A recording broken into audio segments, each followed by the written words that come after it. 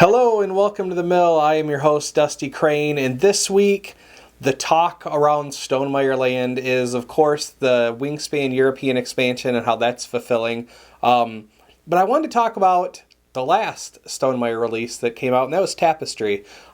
Tapestry, in particular, I wanted to talk about a fan-made expansion. Now, I've mentioned before that the show's not just about Jamie and Stonemaier games, but it's also about what the fan community is coming up with. And what I have here today is a fan-made expansion by Sam Gray. Now, if Sam Gray's name sounds familiar, it's because he's also the same guy who did the Wingspan European expansion well in advance of the official product. It was, I don't know if the game was even out it had just been pre-ordered. Like, it wasn't even in retail release yet, and Sam did this humongous Wingspan fan expansion with European birds, and it had new ideas like chicks and eggs and hatching those eggs in different habitat tracks. And so it certainly is no surprise that Sam doesn't just bring us a couple of new civilizations, although that's a part of his expansion. He also brings a bunch of ideas to bear. So he's got and of course, it looks real nice. I got a copy of that right there. It looks like it could be a legitimate thing, but as I mentioned, it's a 3-piece modular expansion, and of course it has the new civilizations, but it also has modular achievements and a new thing entirely called the energy module. So now if you are going to go ahead and use this, you're going to need to bring some of your own parts to the table, but one of them, the new energy tokens, thankfully you should have those in your box of Euphoria. They are just the little lightning bolts from Euphoria there. Also some cities and towns. Now, I want to go ahead and break down each kind of this module because I think there's something really clever in this fan expansion that I really like.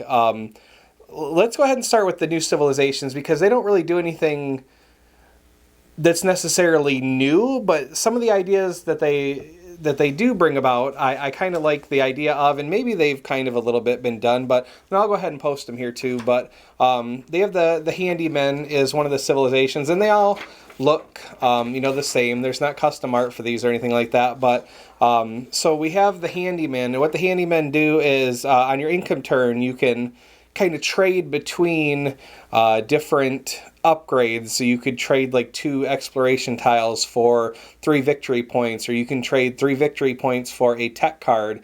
And it's kind of that similar tree that we've seen on some of these other cards. But I like the idea of this. It says the handymen are masters of reusing and repurposing old materials and technologies.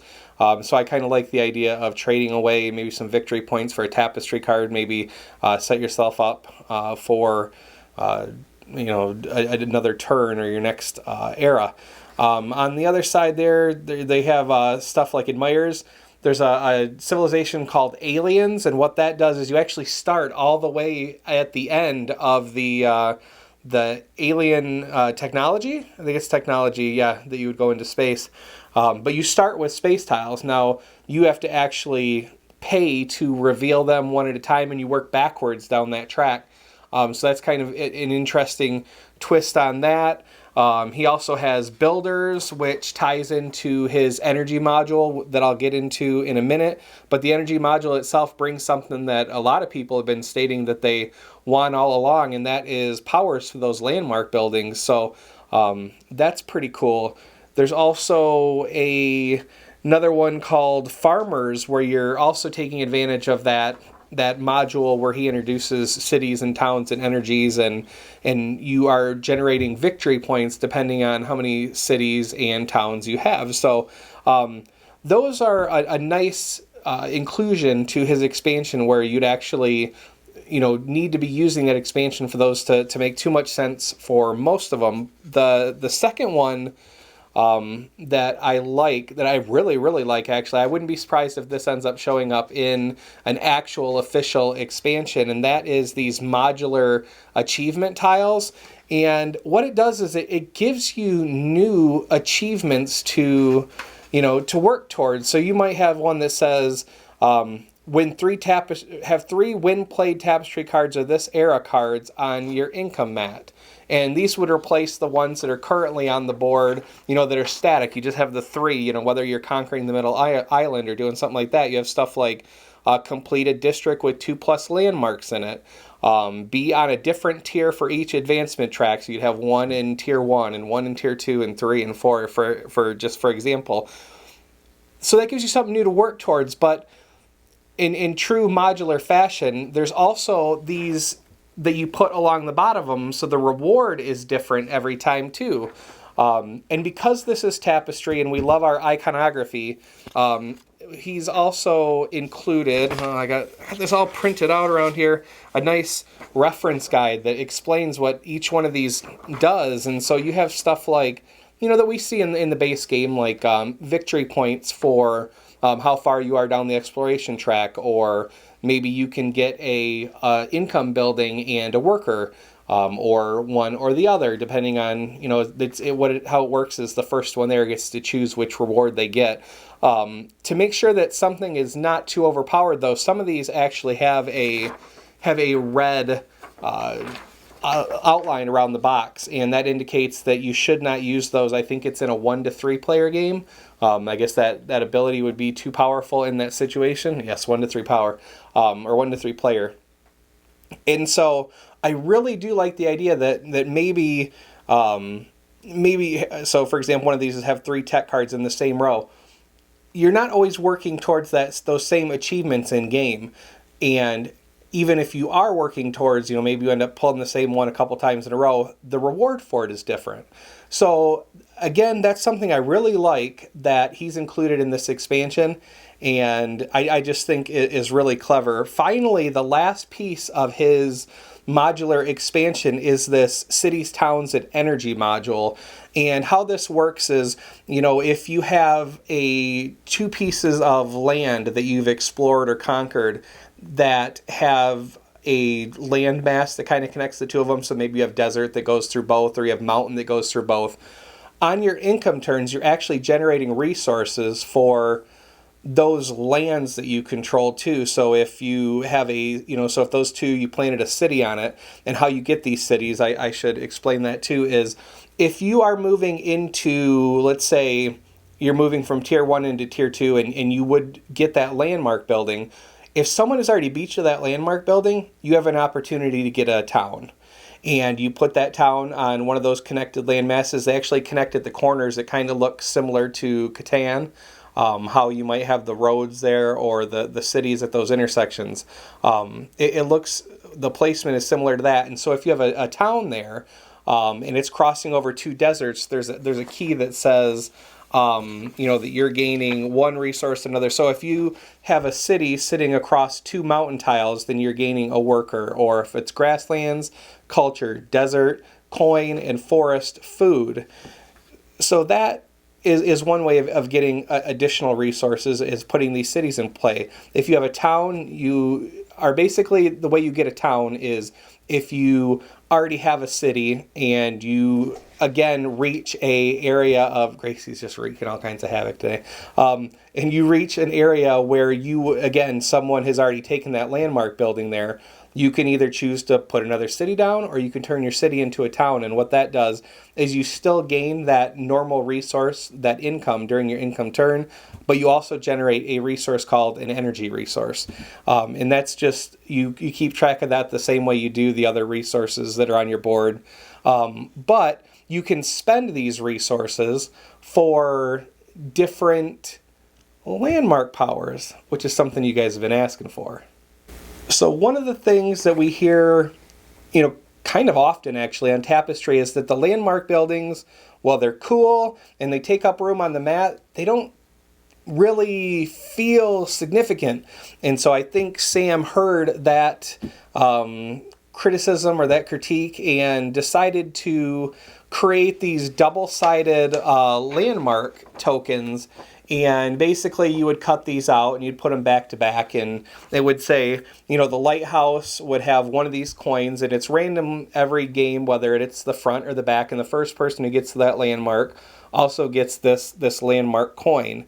And so In the case of the lighthouse, or let me pick one that's actually got two that are here together. In the case of the train station, if you're the first person to get the train station, the coin is either going to be on one side or the other, and it's going to say you either pay 2 energy to explore twice, or you would pay 1 worker and 1 coin to gain 2 energy and take an extra turn after this one. So these things are, some of them are pretty powerful, it seems, where you're able to upgrade something twice and then take, victory points for how many are in the, upgraded fully. But they're one-time use. So it's one of those situations where, yes, they are kind of powerful, but they're one-time, but they also do give meaning to those landmark buildings, which is, again, something that has come up and been asked for. So all things considered, I really could see a situation where you would want to play with all 3 of these modules at the same time, with maybe the only one that I would use separate on its own would be the modular achievements, which again, I think is so clever that it's cool that, you aren't working towards the same thing every time. And the expansion, or I'm sorry, the tiles, the new civilization mats, I knew I'd get to that word eventually. So I had mentioned that builders civilization tile, and what that civilization tile does is I had mentioned that these coins, these modular coins, are one-time use. Well, that particular civilization right there, you have 4 opportunities where you can, pay one of your cubes that are set on this mat and flip that coin over to the opposite side and use that too. So again, those new civilizations really tie into the expansion he put together, which I think is really well done. At first I wondered if it was all too much too fast, but as I started to really kind of take a look at it, I can see how it really seamlessly kind of goes into Tapestry. It's not a lot of overhead. I know that there's some consternation about there's a lot to the setup, which is arguable. It really depends on what type of games you play, I guess, but the coins would be one extra thing you have to set up. Having the cities, you just use those when you get to them, so that's not a whole lot of extra. So just overall, a really well done fan expansion. I might actually see how this plays one player if it does, or if I can convince the kids to play a version like this. We'll have to get together some cities and some towns, but I think I can probably pull that from Tiny Town. So I might have everything I need to give this a shot. Have you checked out Sam's fan expansion? I will put a link in the show notes to get you right over to that so you can download that PDF. Again, like I said, there's references. It's really well done. It looks like a print and play project that would be fun to do, and it just looks really nice. And I think, again, Sam is I'm curious whether or not he is kind of pushed Jamie in a design direction where he's like, yeah, I like this modular expansion idea. Not necessarily, I guess, I don't know how that sounds, but anyway, that, it's one of those where it's like, hey, that modular achievements is a really cool idea. I'd like to implement that. Whether or not that was something that was already on the list, because I know that when Sam had done his Wingspan expansion, Elizabeth had already started working on the European expansion, and some of the ideas that he had come up with were, I think it was the round end powers in particular, was something that she already had in mind. So I'm curious whether any of this stuff here on this paper is something Jamie had in mind. What do you think? Have you tried it? Will you try it? Does any of this address anything that you thought the original is missing? Is it too much? Not enough? I'd be curious to hear what you think. Again, go ahead and drop a note in the comments. And that's all I have for you this week. Let me know if there's anything else, if there's any variant that I've missed or fan-made expansion that I missed that you think I should pay some attention to and check out and maybe cover on an episode of The Mill. I would look forward to hearing that too. Until next time, take care of yourselves and take care of each other. Thanks for watching. Bye.